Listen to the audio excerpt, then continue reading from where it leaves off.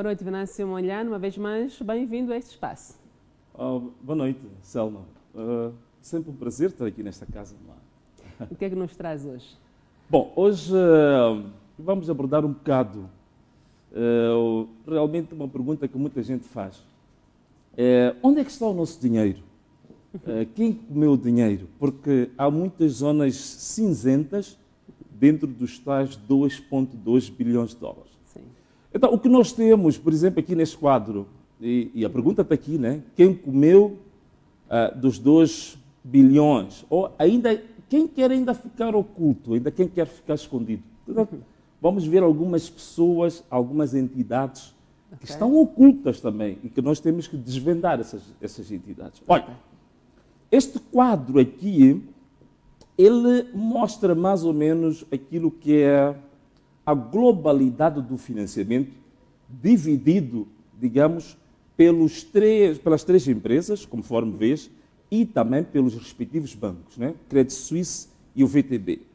Portanto, vamos ver aqui na primeira linha, temos o Proíndicos, temos a Ematum, temos a MAM. Aqui embaixo temos os bancos. Credit Suisse financiou a Proíndicos, financiou a MAM, a Ematum, na mais da MAM foi a VTB. Portanto, tirando tudo, aqui o que me interessa, mais interessante aqui, se calhar seja esta linha que diz a taxa global. Portanto, quando nós falamos dos 2,2 bilhões de dólares, muitas das vezes não nos apercebemos de que há uma parte que corresponde às taxas do banco, aquilo que o banco chama de taxas de intermediação.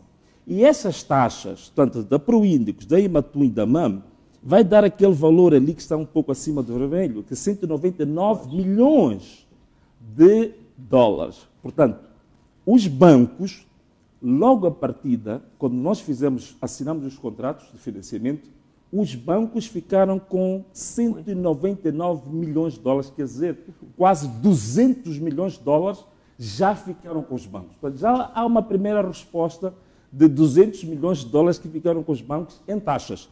E vamos a ver ali, nesse número vermelho que tens, o fundo amarelo, letras vermelhas, mostra realmente o valor que foi transferido para a conta do fornecedor, que é a Previnvest, na conta em Abu Dhabi. Portanto, foi 1,8 bilhões de dólares que foram transferidos para a conta do fornecedor. Mas nós ficamos com 2 bilhões de dívida. Agora, hoje eu tenho uma revelação muito interessante. Tenho uma revelação muito interessante e penso que também quem está aí em casa vai ficar um pouco surpreendido. Eu pus exatamente isto aqui. Ematum, pus aqui, o Estado pus 350 milhões de dólares. Por quê? Porque há algo que está oculto quando o Estado fala das dívidas da Ematum, da Proíndicos e da MAM. Não é dito, ou para outra, é dito que o Estado apenas deu um aval. Sim. Deu um aval, em caso das empresas não pagarem, o Estado é que paga. Mas isso é uma meia verdade. Há algo oculto aqui. O que está oculto?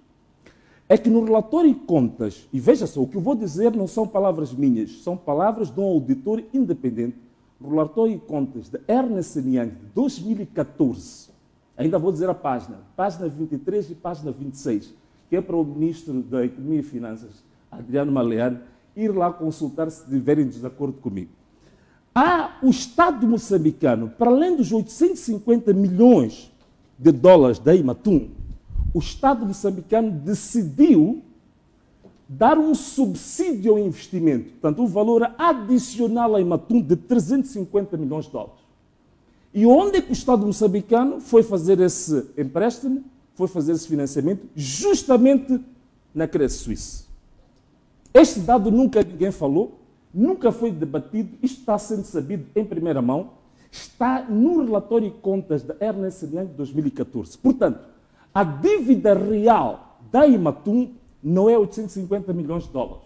É 1,2 bilhões de dólares, sendo que 350 milhões de dólares é o valor que o Estado moçambicano assumiu para si próprio, para pagar diretamente à Credit Suisse. Isto o Ministro das Finanças nunca falou, o Estado nunca falou, em todas as conferências de imprensa nunca disseram. Portanto, isto é algo que estava oculto.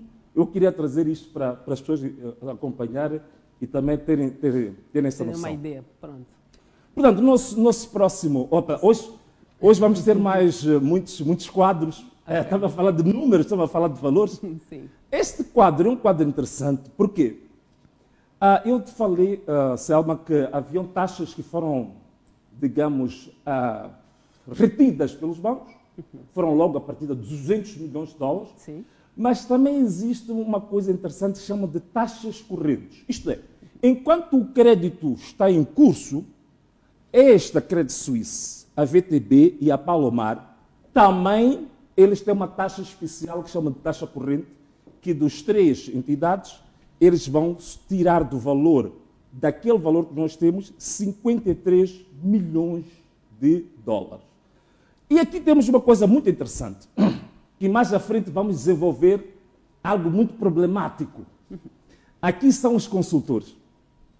E eu vi hoje, digamos, o interrogatório feito a Ângela Leão. Ela falou de uma coisa interessante. Claro, a maneira dela. Diz por que as outras mulheres dos gestores públicos envolvidos não foram chamados. Em parte, é um ponto interessante para reflexão. E é o que eu trago hoje. Um outro assunto que também nunca foi debatido, que é exatamente isto, a taxa dos consultores. Há muitos consultores que estiveram envolvidos nestas dívidas e que também ganharam o seu dinheiro. Portanto, as pessoas querem saber onde é que está o dinheiro. Eu já expliquei que há uma parte que ficou com os bancos, sim, há uma outra parte que ficou justamente com as taxas correntes, e há uma outra parte que ficou com os famosos consultores. Se formos a ver, os consultores estão a falar de quem? Os que fizeram os estudos de viabilidade e quando surgiu a reestruturação do financiamento para Imatum em abril de 2016, houve consultores nacionais e internacionais que fizeram as propostas e aconselharam o governo moçambicano. Um deles é um consórcio moçambicano, que me interessa. Aqui tem outros consultores internacionais que me interessam. O que nos interessa a nós são os consultores moçambicanos. Conforme vejo aqui, BNI e Ernst Young. Isto aqui é um consórcio da BNI e Ernst Young. Mais tarde vamos falar um pouco sobre isto. Que ficaram com 17 milhões de dólares. Portanto, um consórcio moçambicano cobrou ao Estado moçambicano 17 milhões de dólares para a consultoria para a estruturação da Imatum. Há aí uma firma de advogados, o valor não é muito grande, acho que é Paulo Pimenta, portanto tem 57 mil dólares, portanto é um valor pequeno, mas vai ser interessante porque vamos falar. Portanto, estes consultores todos, só na reestruturação da Imatum, ficaram com 33 milhões de dólares e 400 mil dólares. Portanto, vamos para o slide a seguir. Vamos seguir. Hoje temos muitas tabelas. Olha, isto aqui é uma coisa muito interessante. Isto é uma coisa muito interessante que foi muito discutido, mas vamos lá ver se hoje nós vamos descascar um bocadinho este assunto. Nas contas dos auditores e também no relatório da Kroll, há um valor que é um valor de muita polemicidade. Qual é que é esse valor? Do financiamento da Imatum, fora dos 350 milhões de dólares adicional que o Estado assumiu, dos 850 milhões de dólares, 350 era para os barcos, era para o centro de controle, e estava destinado, previsto, 500 milhões de dólares para a parte da segurança. O que é parte de segurança? Os intercessores, segurança marítima, especificamente equipamento militar, que eram 500 milhões de dólares. Okay. A Kroll procurou saber onde é que está esse valor, porque este valor efetivamente entrou em Moçambique. Ou em forma de equipamento, ou em forma monetária. A Kroll tentou seguir o rastro dos 500 milhões de dólares. O que o CIS disse? O CIS disse que, sendo equipamento militar, o CIS havia transferido este ativo de 500 milhões para o Ministério da Defesa Nacional. O Ministério da Defesa Nacional, onde estava o atual presidente Filipe Jacinto Nunes, nem por acaso que muita gente diz que o presidente Filipe Jacinto Nunes devia ser chamado. Por exemplo, este assunto aconteceu quando ele estava lá. Portanto, esses 500 milhões de dólares, se calhar, ele pode responder melhor do que ninguém. Mas, quando a Comissão Parlamentar de Inquérito questionou o ministro que seguiu ao Filipe Jacinto Nunes, que é o Ntumuk, ele disse que o valor de 500 milhões de dólares que o CIS disse que enviou para o Ministério da Defesa Nacional, disse que nunca viu um único parafuso e nunca assinou nenhum documento. Portanto, há 500 milhões de dólares que estão ocultos, mas que entraram no país. Então, onde é que estão estes 500 milhões de dólares? Uma coisa nós temos certeza, Selma, é que estes 500 milhões de dólares, pelo menos estes aqui sabem, porque dizem que enviaram os ativos para o Ministério da Defesa Nacional. Qual é que é o impasse em relação a isto? Todo o jornal escreveu, toda a gente escreveu. Há uma coisa que não é uma inovação minha, mas muito interessante, que é avançado pelos auditores da Kroll. Isto pode ser facilmente desbloqueado quando, sob o ponto de vista judicial, isto é, a Procuradoria pode fazê-lo, o Tribunal pode fazer, que chama-se levantamento de confidencialidade. Porque se for equipamento militar, há confidencialidade sobre isto. É possível, sob o ponto de vista judicial, levantar-se a confidencialidade sobre esta matéria. Tanto mais que o CIS, no indivíduo A é o António Carlos de Rosário, que expulsou os editores da Kroll quando entraram no gabinete dele, dizia que isto é matéria de segurança do Estado. Ok, se é matéria de segurança do Estado, o Poder Judicial tem competência para levantar a confidencialidade. E aí vamos saber onde estão os 500 milhões de dólares. Portanto, muita gente diz que a maior parte do dinheiro ficou fora, não veio dinheiro para Moçambique. Temos 500 milhões de dólares que estão aqui, ainda estão ocultos. Todos nós temos uma venda nos olhos. Que o Poder Judicial nos ajude a tirar esta venda, porque já sabemos onde está. Ou está no CIS, ou está no Ministério de Defesa Nacional. E se calhar ainda mais fácil era o presidente Nunes, que era ministro da altura, vir nos dizer o que ele sabe sobre os 500 milhões de dólares. Daí que fazer todo o sentido que o presidente Nunes seja chamado ao tribunal. Ele pode ter um esclarecimento sobre isto. Outro slide. Bom, aqui temos uma coisa muito interessante. É que a própria Previnvest, ela fez transferências. Para além daquele valor que eu te falei, dos 200 milhões, também agora falei das taxas. Das taxas, sim. Então, existe também transferências diretas. A Previnvest, para as empresas de Matum, Príndico e Jimam, transferiu para Moçambique 18 milhões de dólares. Qual é que era a finalidade? Custos operacionais. Isto era, para as empresas começarem a funcionar. Há uma coisa muito interessante, problemática. Daí que havemos de ir mais tarde para falar um pouco sobre os auditores. A Previnvest também, no relatório de contas, diz que pagou 52 milhões de dólares. A quem? A Credit Suisse. Juros. Mas pagou por quê? Pagou pela Proíndicos. A pergunta é, Previnvest, um fornecedor. Como é que um fornecedor está a pagar as letras do cliente? Onde é que está o sentido disso? Pagou 52 milhões de dólares. E a pergunta que vamos depois ver quando falamos dos auditores, como é que o auditor, nas contas, nunca questionou isto? Quando vamos a ler o relatório de contas, a Ernst Young não tem nenhuma reserva, nenhum questionamento sobre isto. Por quê? Porque daí que aquilo que foi dito, que há algumas pessoas também que têm que ser chamadas para explicar algumas coisas. Aqui está. O auditor, Ernst Young, os seus representantes, deviam ser chamados ao tribunal para explicar como é que acharam natural um ato que, sob o ponto de vista contabilístico, é algo extraterrestre. Não é? Nós também temos outro aspecto. É que os próprios acionistas das empresas, portanto, acionistas dessas empresas quem são? Montebinga, que é do Ministério da Defesa, a GIPSE, que é do CIS, a UIGEP, que representa todos nós, todas as empresas do Estado, são os acionistas. Eles contraíram um empréstimo aqui em Moçambique de 70 milhões de dólares e transferiram para as empresas. E a pergunta é, esses 70 milhões de dólares como é que vieram?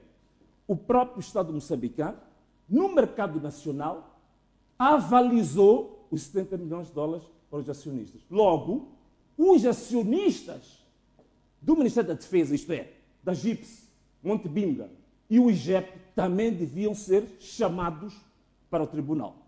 Para esclarecimentos. Para os esclarecimentos. Aqui o que é que nós temos?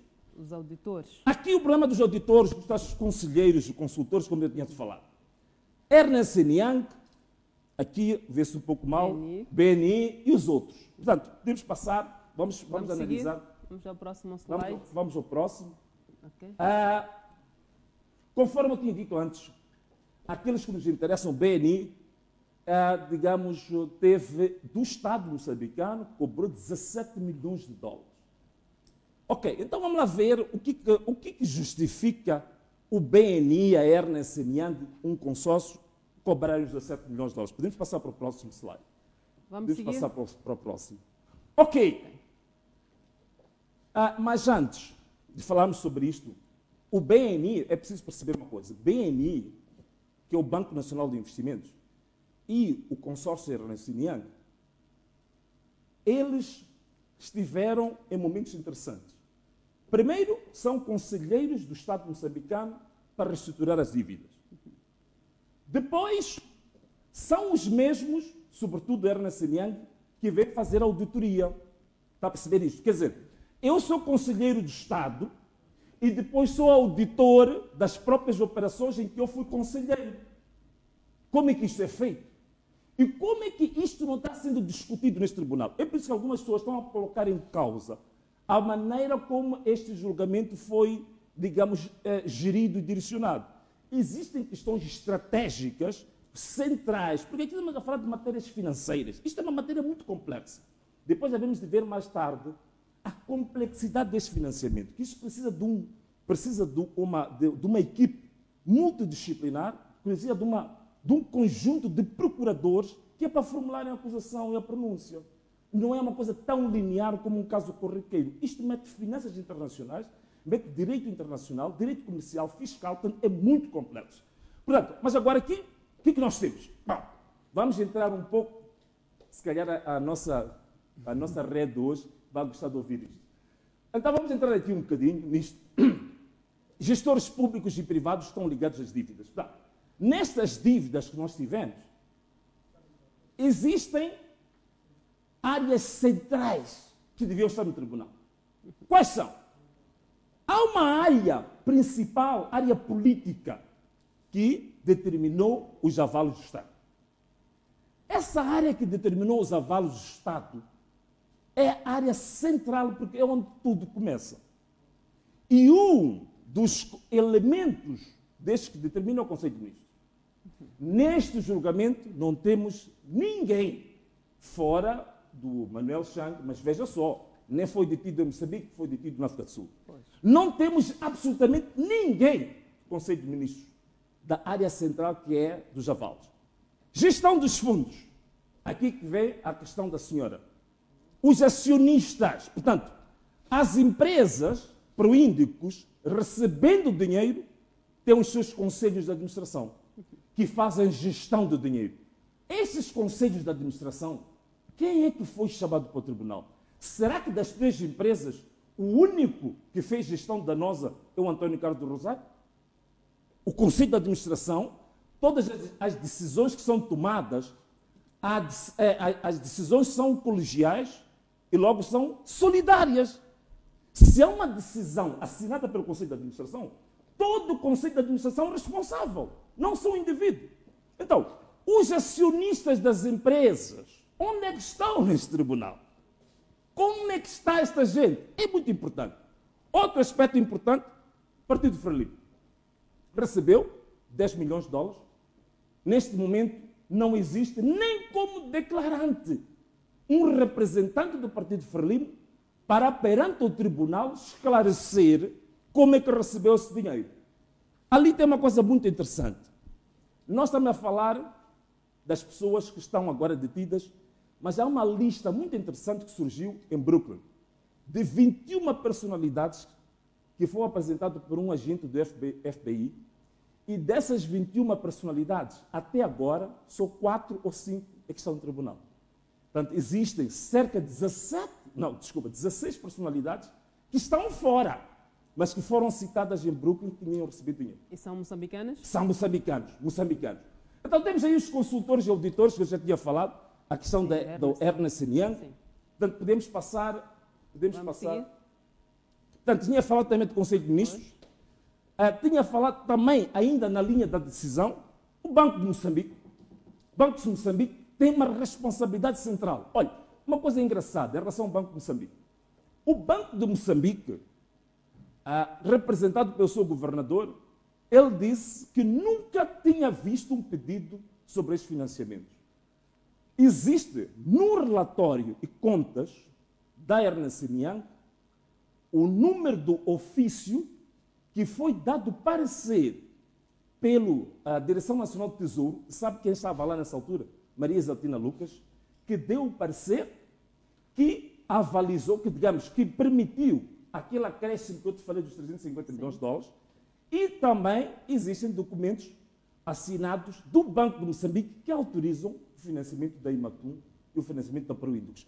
Portanto, o Banco de Moçambique, os administradores, eu sei que 1 ou 2 estão lá, vão ser chamados como declarantes, mas, na minha opinião, há todas as condições para serem réus.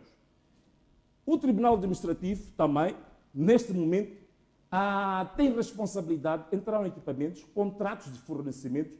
Onde é que estava o Tribunal Administrativo? Portanto, já falei da Ernst Young, já falei do BNI. Podemos seguir. Olha, ainda por falar...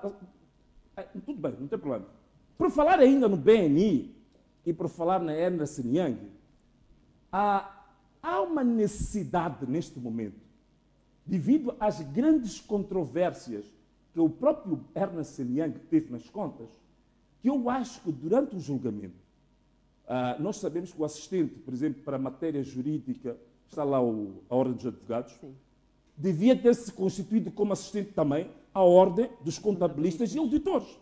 Porque tem matéria muito complexa de contabilidade e economia que a Ordem dos Auditores estão a ouvir, né? Considerem isso, a Procuradoria, o Tribunal Judicial da cidade de Maputo. Era extremamente importante que a Ordem dos Contabilistas e Auditores também estivessem constituídos como assistentes.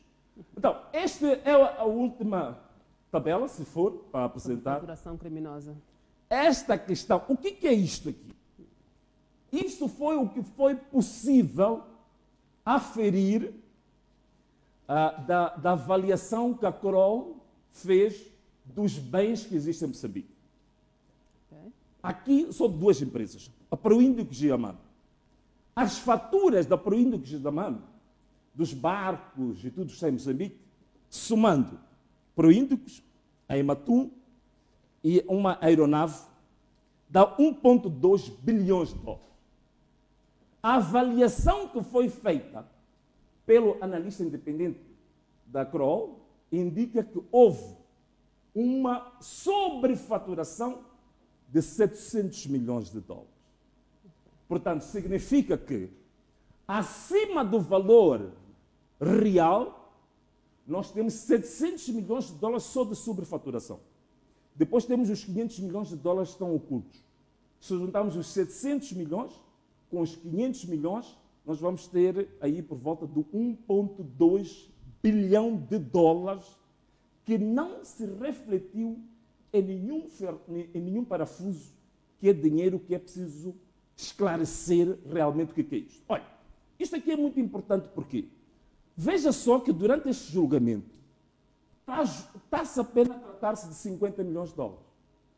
Veja só, 50 milhões de dólares, se nós formos a comparar com os 500 milhões de dólares que estão no ping-pong entre o CIS e o Ministério da Defesa, 50 milhões de dólares é apenas 10%. 10%. Portanto, do valor e dos bens que entraram em Moçambique, só estamos a julgar 10%. E de quem? De pessoas que são intermediárias. Os que são decisores ainda não foram, neste momento, chamados ao tribunal.